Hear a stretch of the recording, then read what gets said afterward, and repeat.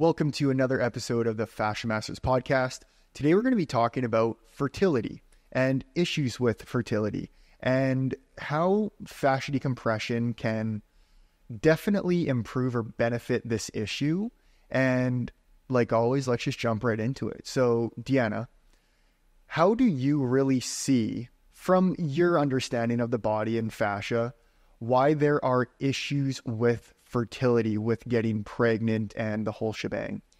So recently I was actually on a summit where we were talking about fertility, and I hadn't heard this before, but in Chinese medicine, they actually refer to a cold uterus. And it was neat because I was explaining fascia and how adhesions and scar tissue and lack of proper breathing create a colder body. And then the presenter was talking about, this cold uterus and how that's a common term. So, that was just so neat because I hadn't heard that term before yet. Here we are diving into the same topic of understanding coming from a different perspective.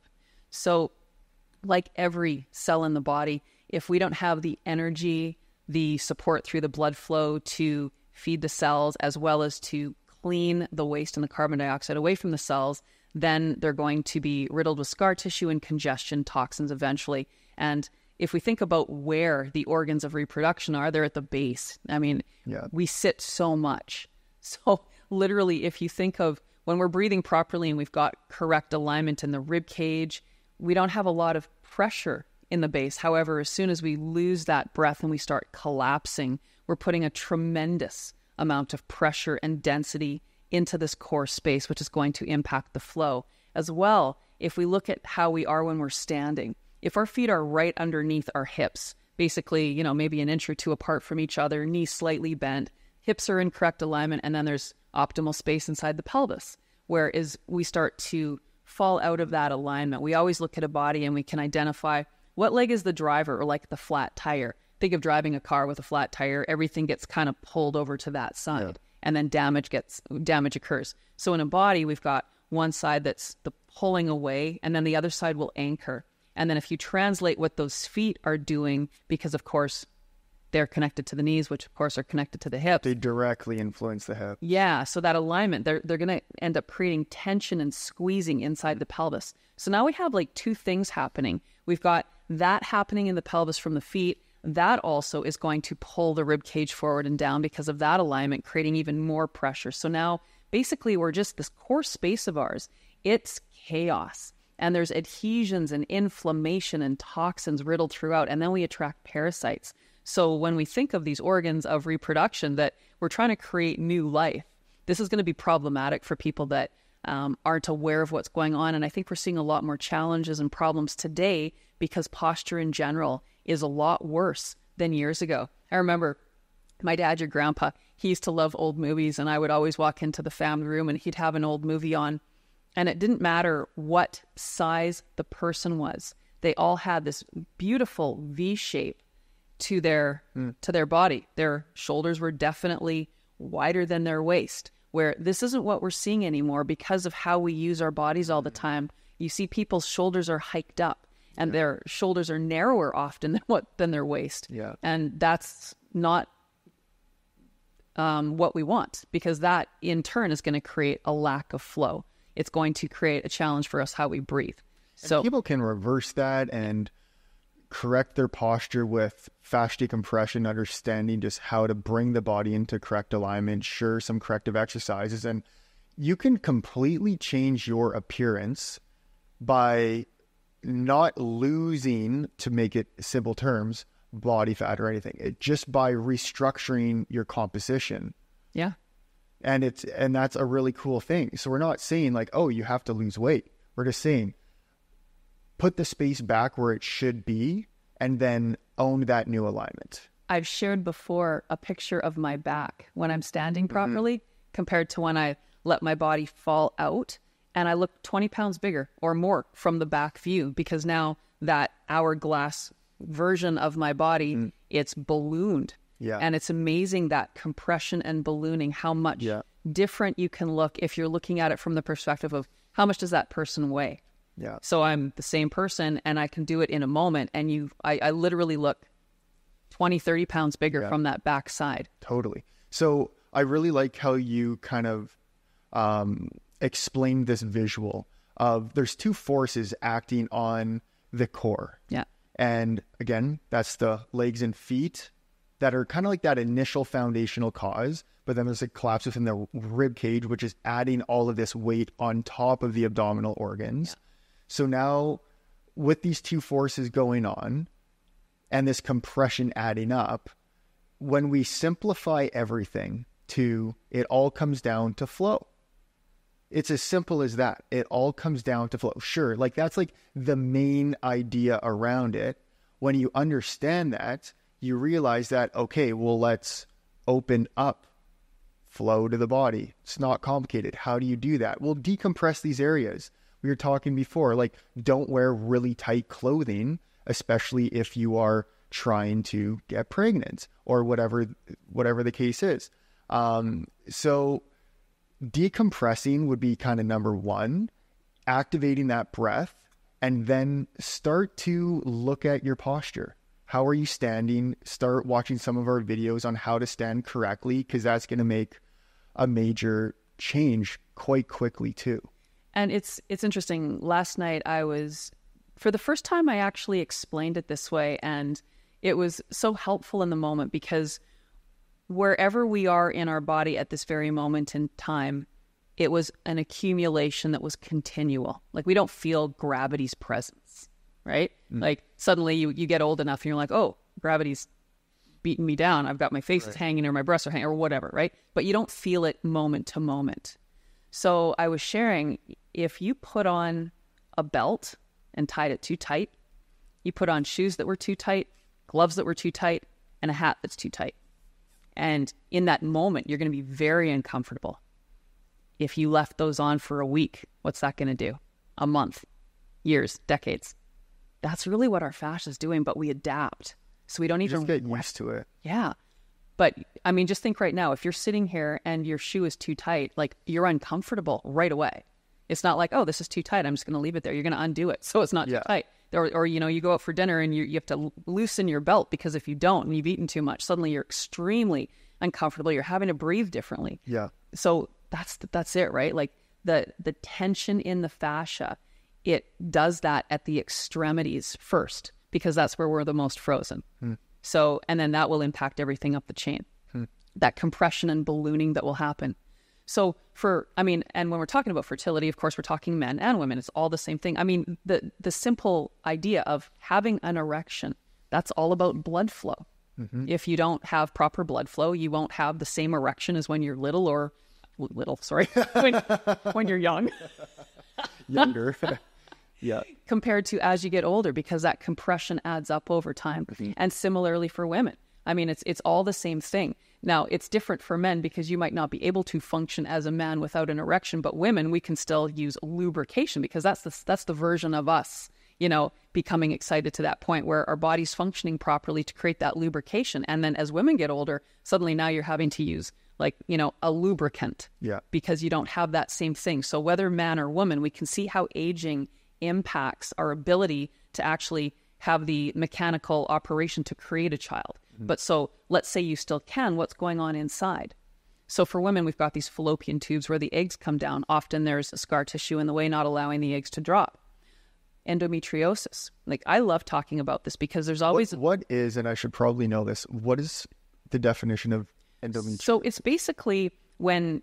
And I actually, if you Google it, read the description, because I have it sort of explains it, but I have a different understanding than what I believe it says if you Google what endometriosis is, but it's similar. Disease in which tissue similar to the lining of the uterus grows outside the uterus. It can cause severe pain in the pelvis and make it harder to get pregnant. So where they say it grows outside, in my view, it migrates.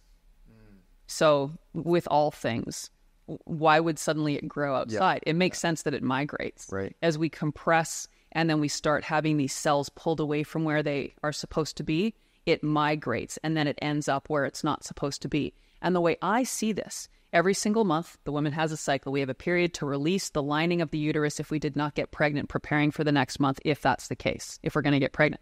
So if we're properly aligned in our pelvis, We have gravity assisting that process, kind of like going to the bathroom, having a bowel movement. If you're super twisted in your pelvis, and when we're having a movement, there's a whole bunch of blockage, now you're going to get constipated because you're not going to have that ability to release fully and completely. So same with our cycle. If we're twisted in our pelvis, then we're not going to have that ability. And when women go through menstrual cramping, my view is, okay, well, the body hasn't released all of the tissue, so now it's cramping to try to help it. Because not every woman has cramps, but a lot do. And especially if you've got a twisted pelvis and you're not able to get rid of that, the body wants to get rid of it because it's waste now.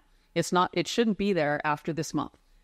But yet if we don't release it fully and completely, month after month after month, now it's building up. And then there's going to be more. So that's partly what I see is really going on with endometriosis. And we've helped many people with it. And what to expect when you start fascia decompression is you're going to bleed more. Because if you've got all this tissue from past stuck inside you, you're going to bleed more until it gets cleaned out properly. And that's a good thing. Yeah. Because we want to get rid of it. Similarly, if we have uterine cysts or fibroids, that was called? Yeah.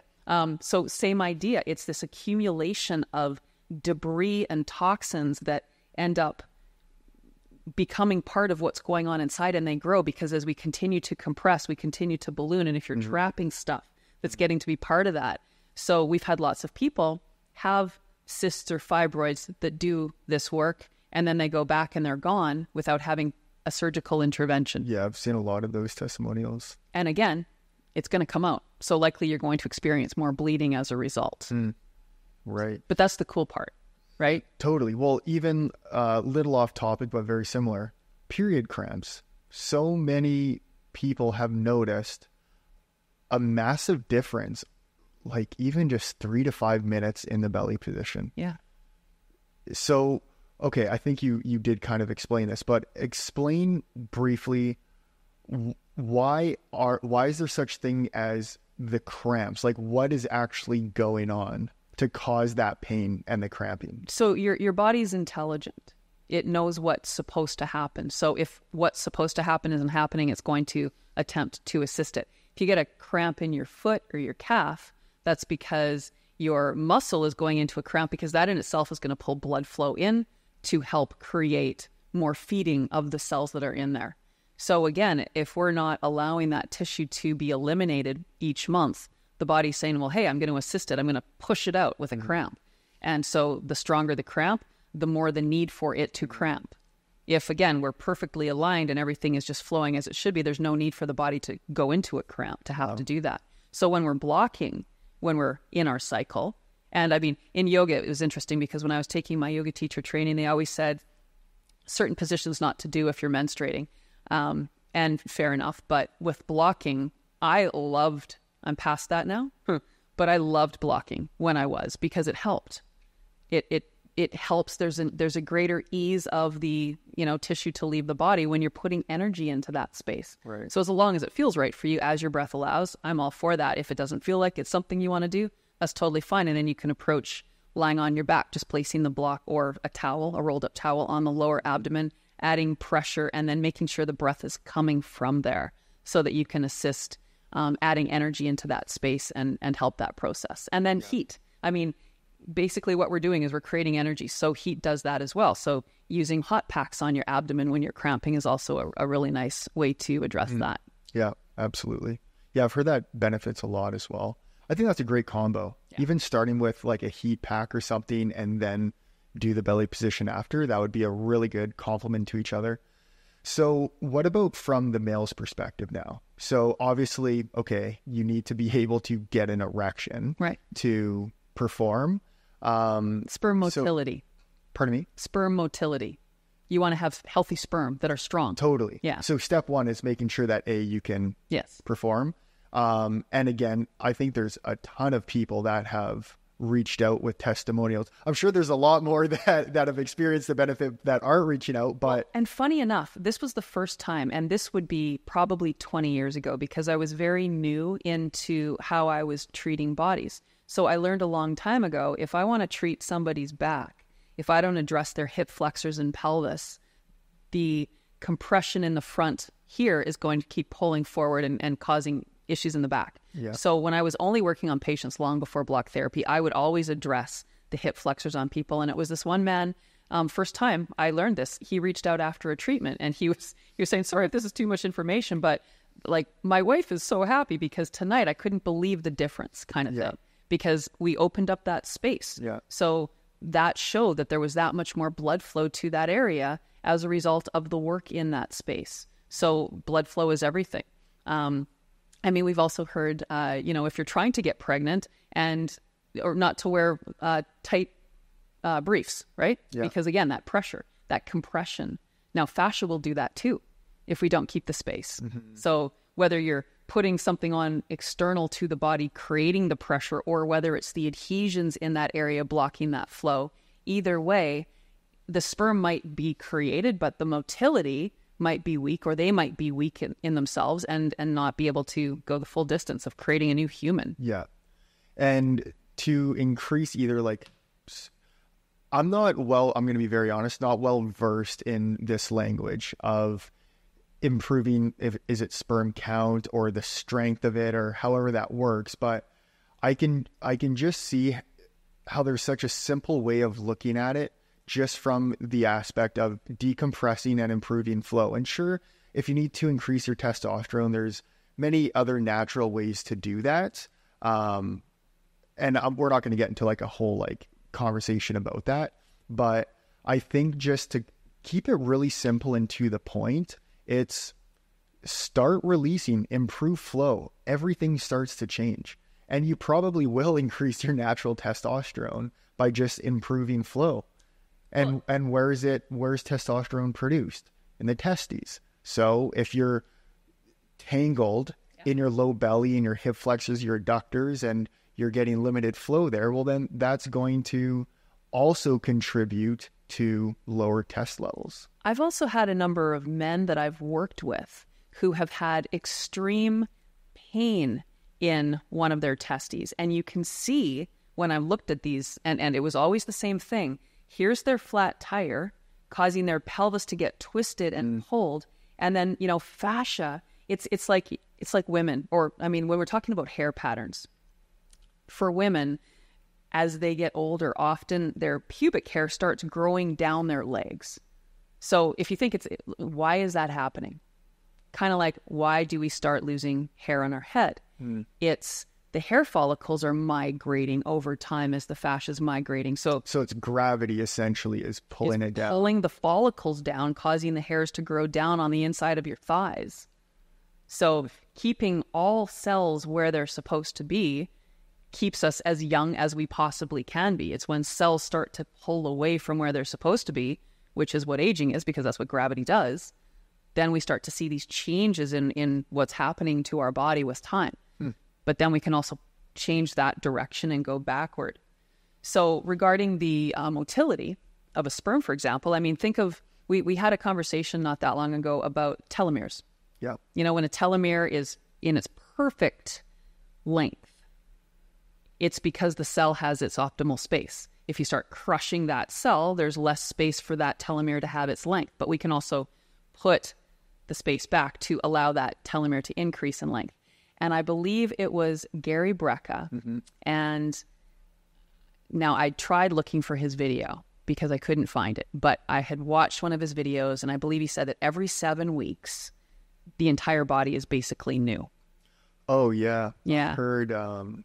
Either way, whether it's 7 weeks or not, the point being that cells are continually dying and rejuvenating. Completely new, biological, physical human after a certain period of time, because we recycle and rebuild. So if you don't understand compression, then you might ask, well, then why do we ever go through aging if we're completely renewed?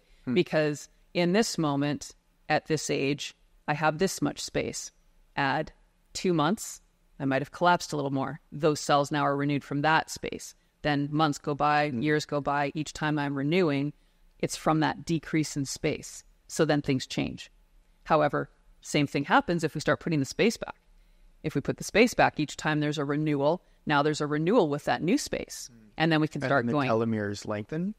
Yes. Or they can. Yes. There's an opportunity at least. I mean, if somebody wants to challenge me on this and get some research, happy to share my cells or whatever. But either way, like... Did you say happy to share my cells? I did. Okay. That was a funny statement. But I mean, we can see it in our community. People are getting younger. 100%. They're functioning completely differently. They look younger. They move younger. Their medical tests are showing the improvements in what's happening. Yeah. So same thing with motility. Like if you're constantly tight and tense and bound in this area, every time these sperm are created, if they're created from that place of compression, they're going to be weak. Just like anything that's not properly fed and clean, how do you expect it to be this big, strong sperm if it's like, starving and dirty?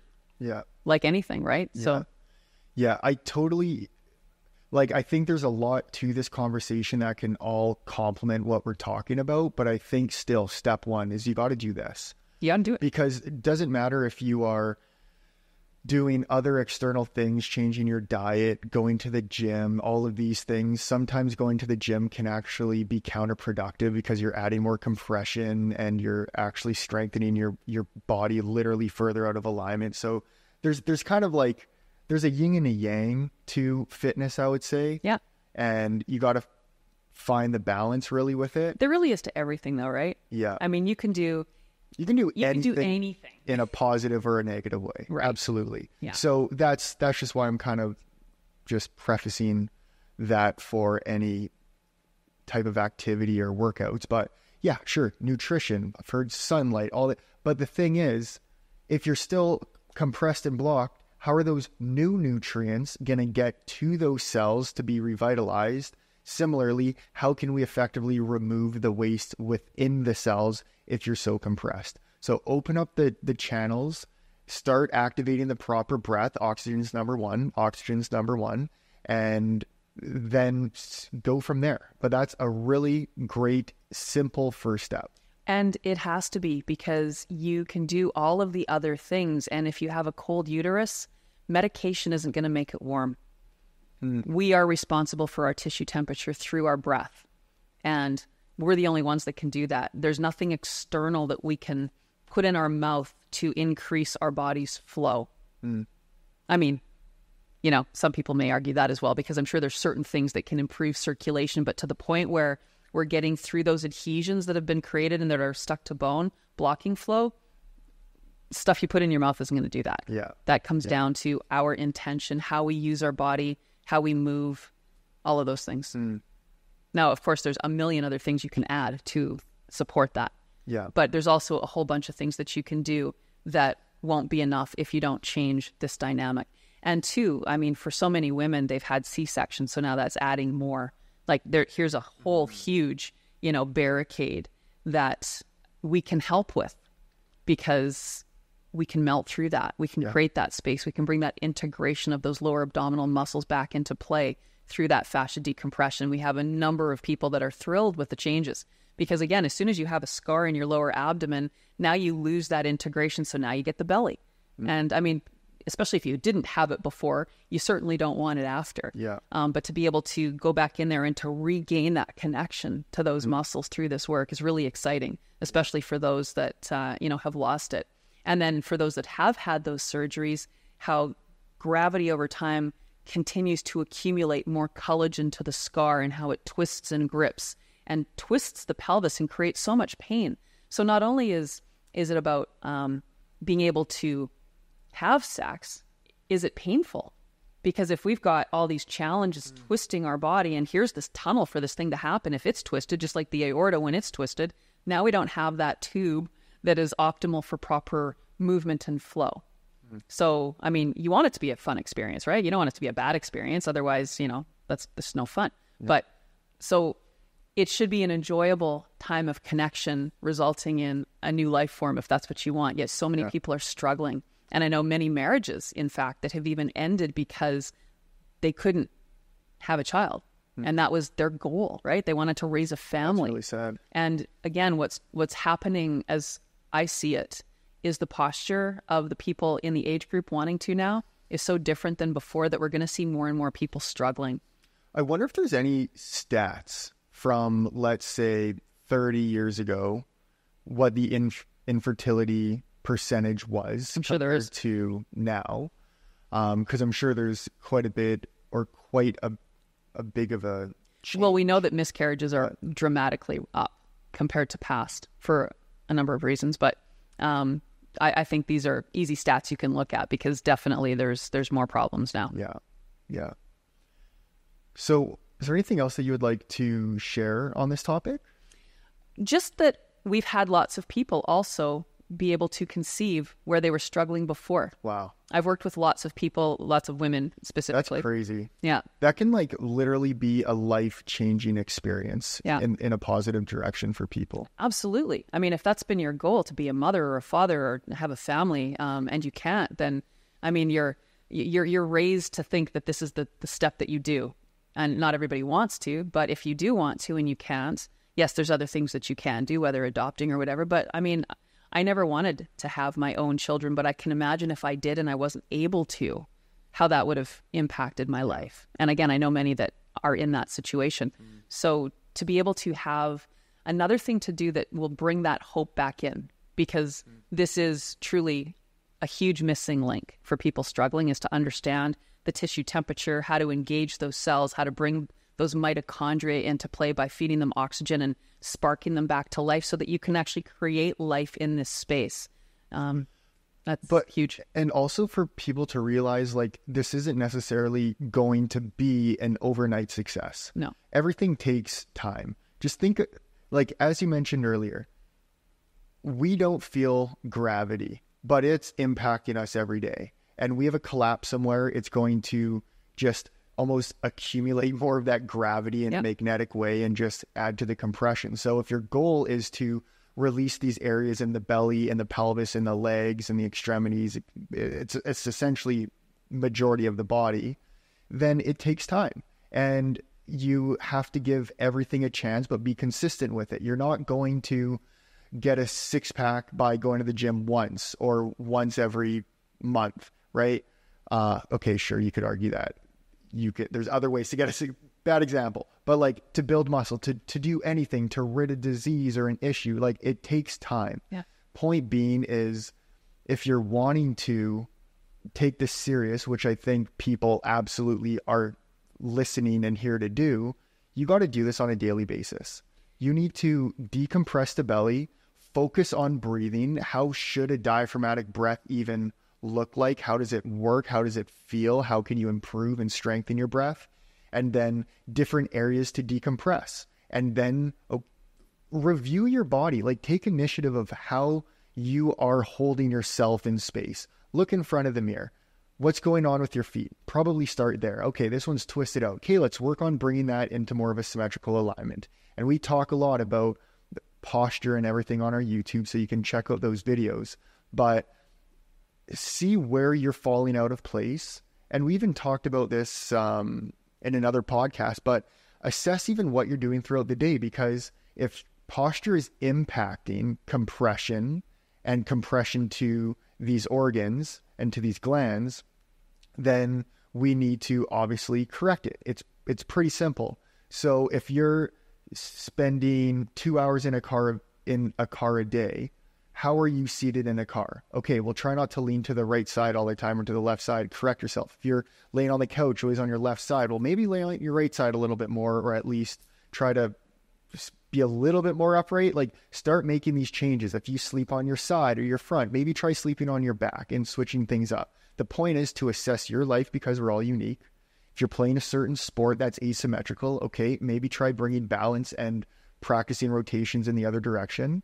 And it sounds like a lot of work now, but it really isn't. It's just becoming aware. That's all it is. So that's kind of step one, is becoming aware, and to start with that belly position and the breath.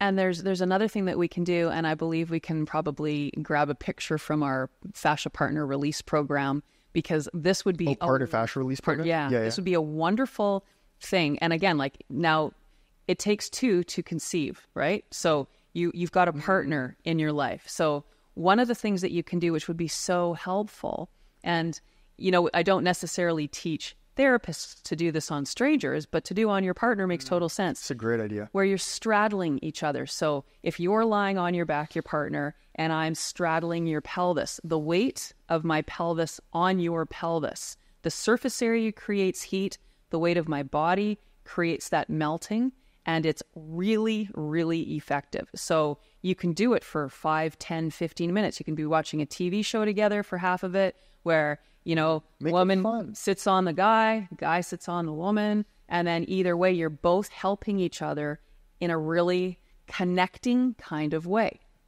That's actually, and not wanting to turn this into necessarily a sponsor of our own products, but the Partner Fascia Release program actually is a very ideal program for this scenario, especially if you don't have a block. Yeah. But we'll share a picture of this one position at least. Yeah. So that we can show people what to just do immediately. You can do it on the bed, on a couch, on the floor. It's so simple. Literally, like you're just straddling and sitting. It's the weight of your body over time, just like the weight of your body on the block over time. It's all the same thing. And then what's nice is when you're doing that, you can put your hand on your partner's belly and you can give them that, you know, hey, let's make the belly rise when you're breathing. Yeah. So that you're not only lengthening through the pelvis, you're going to see that breath come. And when we release the pelvis, it's also easier to breathe. So you'll feel as soon as you stand up, oh, I'm standing taller, able to breathe better. Do that as a daily practice together. And then when you do conceive, boy, oh boy, it's going to be like magic. Yeah, totally. And just to say also, if you don't, because this isn't going to fix everybody's problems, but it's certainly going to benefit, you've still brought your bodies, both of your bodies, into a better state of health in general for whatever life is in front of you.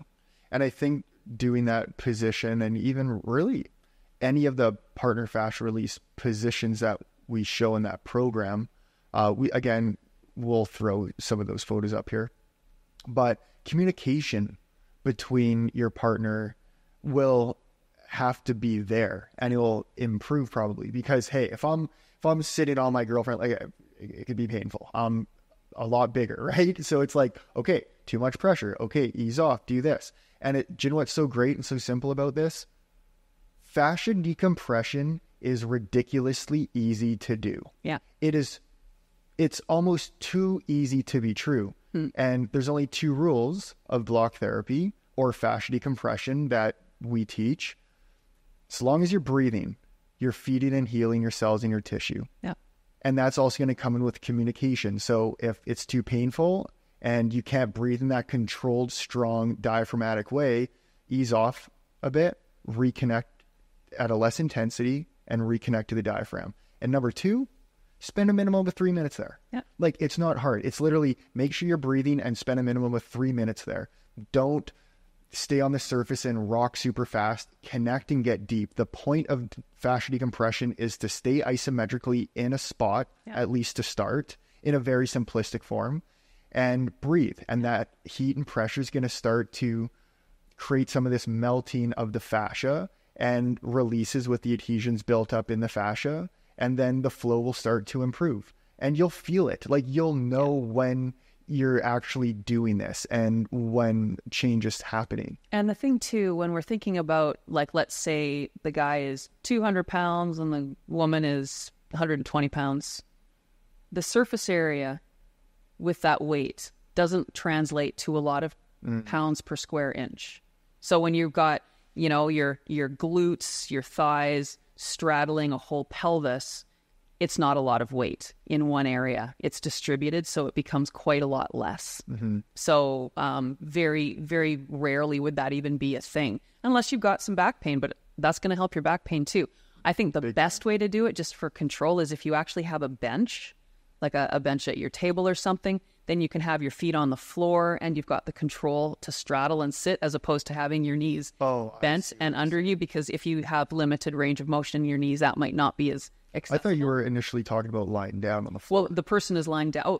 Either way. And that's how we'll show it in the picture. So, but if you've got like an issue with your knee and you can't bend your knees under you, you know, then it gets a little awkward. So that's where a bench becomes really nice. And then you can also control, like, as you're lying there, you can, like, you know, shift your body to one side nice and slow and to the other. And you can really get a sense of, wow, it's softening underneath. Yeah.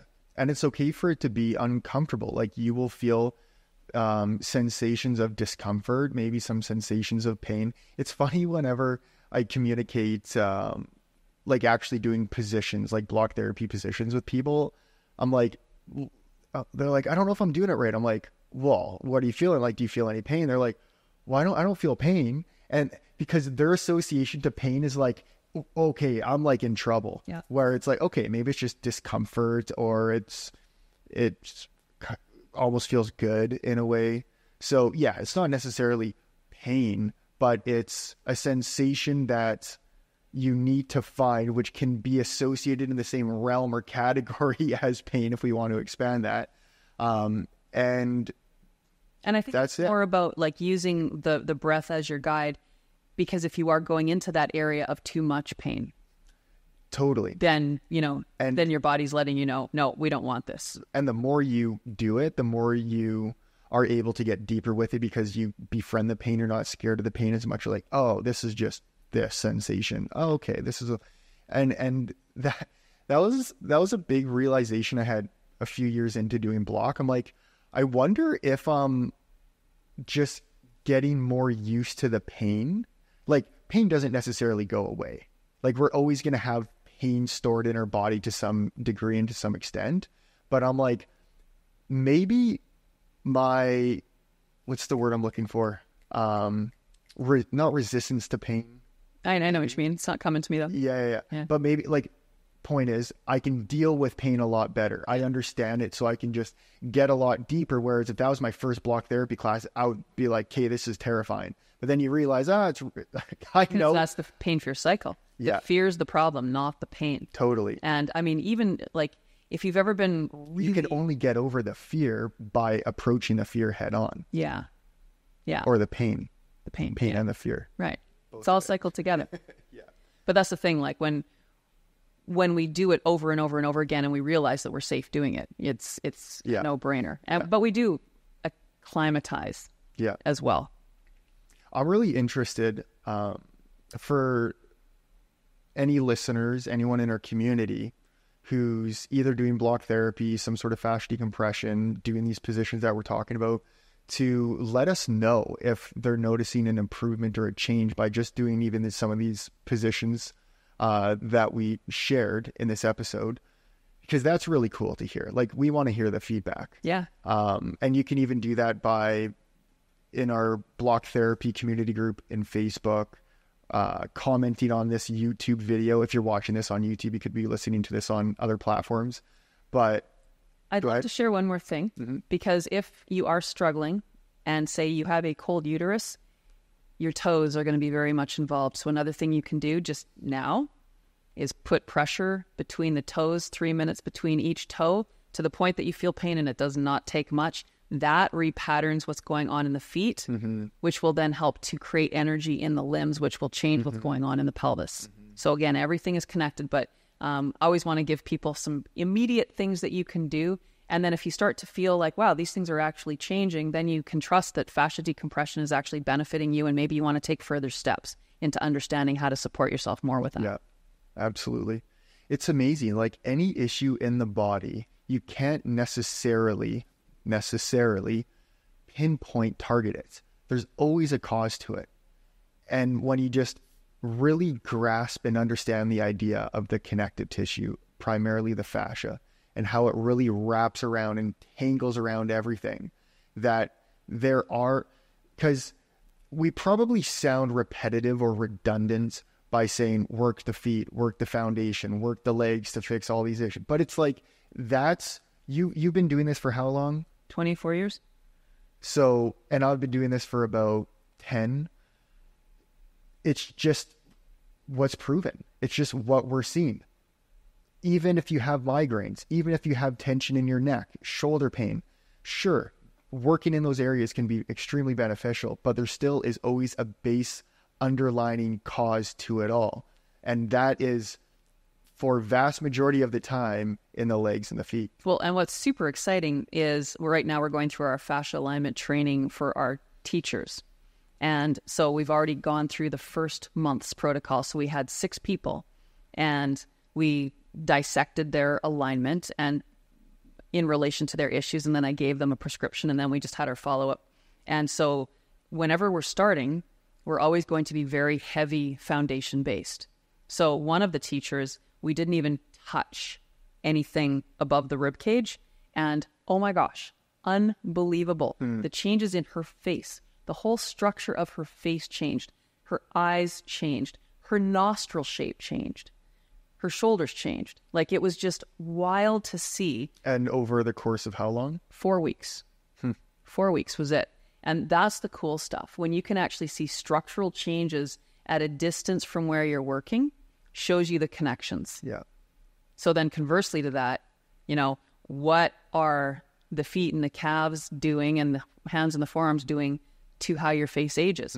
I also have an esthetician's program, and that's part of what we talk about with the estheticians, that if you've got your clients and they're wanting a facelift or they're wanting to look more youthful, if you don't address what's going on in the body, whatever you're doing in the face, it might look good for a minute, but, you know, give it a couple days and the patterning comes back in. You're just going to get pulled right back into that old patterning. So, yeah, both ways it works. And, but that's the cool part, because again, once you know it, then you've got a path, and then you can start undoing what time has done and preventing the future of what gravity would have done when you start realizing that with this full exhale, I'm really counteracting that force, that downward pull. Yeah, totally.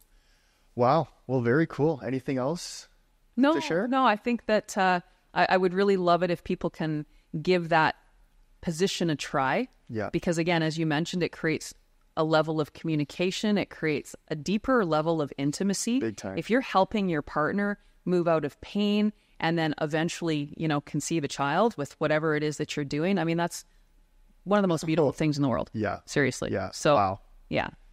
Let's tighten those bonds with each other. Yeah, big time. Well, I think we gave some cool protocols and positions and information for anybody to get started today. So it's all about starting now. Like, there's you can't prolong this. It's, if you really want to make a change, you got to do it now. Yeah. But anyways, awesome discussion.